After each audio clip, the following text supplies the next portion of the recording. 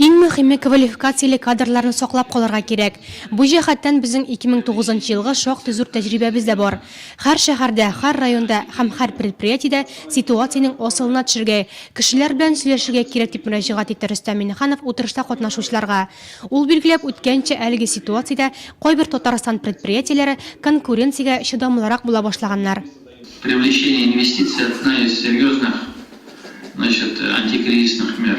Это, во-первых, высококлассные специалисты нужны, хорошая заработная плата.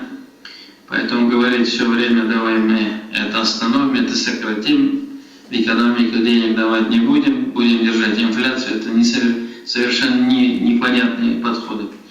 Безнең районда эшсезләрнең саны 280-гә җиткән.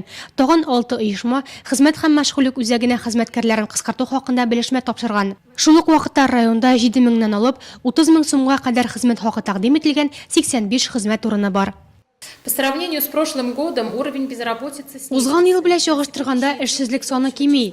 Бүгенге көндә хезмәт һәм мәшгульлек үзәгендә теркәлгән гражданнарның 44% авыл җирлегендә яшәүчеләр, 60% кыскартылу сәбәпле эш урынын югалтканнар. Эшсез гражданнар өстәмә белгечлек алсын өчен бездә актив эш алып барыла. Мәсәлән, быел 130 кеше яңа һөнәрле булачак. Надо делать такие условия, чтобы свои работали.